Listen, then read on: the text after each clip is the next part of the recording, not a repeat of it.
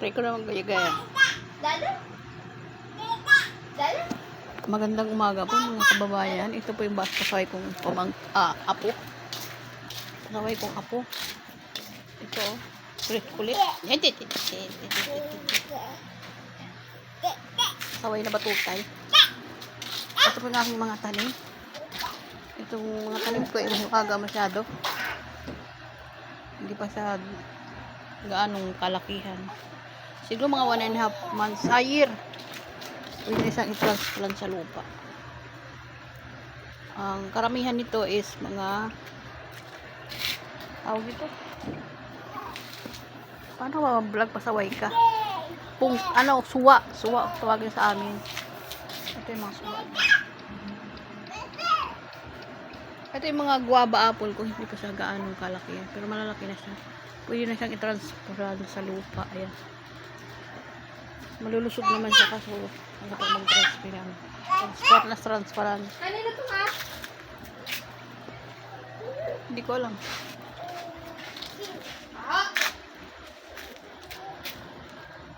Ayan.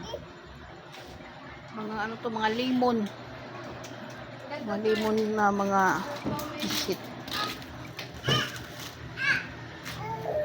Ano ba? Paano ka ba mag-vlog, Lucian? Dami yung aking mga halaman, di pa gaano kalaki yung kadamihan. Naparami pa.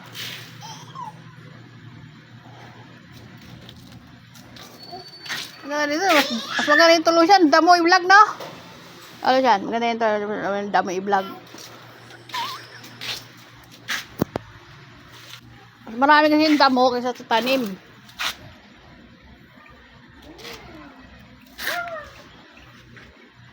Ayan.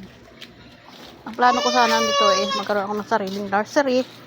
Basta sakaling magkaroon ako ng puhunan, gagawin ko siyang nursery. At palalawakin ko siya. Meron ako yung mga 3 months, meron ako mga after 6 months from now, ganung klaseng harvest. Tapos meron din ako once a year harvest. Yung mga kalamansi na to, once a year lang to yung harvest eh. Pero saan, dumami pa siya. Yun sana ang plano ko, magkaroon ng nursery, tas kaalaunan ay maging plantasyon na siya ng lemon at kalamansi. Pag-aaralan ko rin siguro yung pag-grafting at pag-marketing at pruning na sinasabi. Siguro hindi pa sa ngayon kasi maliliit pa siya. Kalamansi at lemon. Yan po siya. Hindi pa siya gaanong kalakihan pero sana may awa Diyos. Mga 1.5 years siguro pwede na siya ma-transplant. Kailangan lang maayos ang lupa. Naghahanap ako ng lupa na pwede pag-transplant. Wala pa akong gaano ng pambili. Hindi ko lang alam kung saan ko lalagay ito. Kasi lagay sa bundok ay sa bubong. Walang paglain na joke lang ito.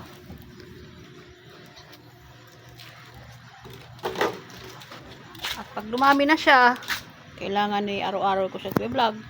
Nang sa garon makakuha ako ng mga good buyer kumbaga through online or social media tawag nun pagbablog, makakuha ako ng mga kliyente na pagbabagsakan ng product. Kaya kailangan lagi ko siyang iba-vlog for sure lang makakuha ako ng mga buyer ng bunga ng aking lemon at kalamansi. Siguro mga 3 years from now, siguro expectation ka na ng pakinabang na ako nito.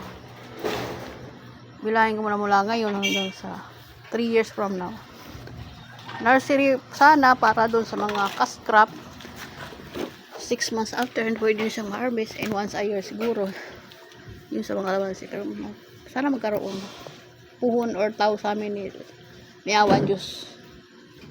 No, yun na ba talaga yung vlog ko?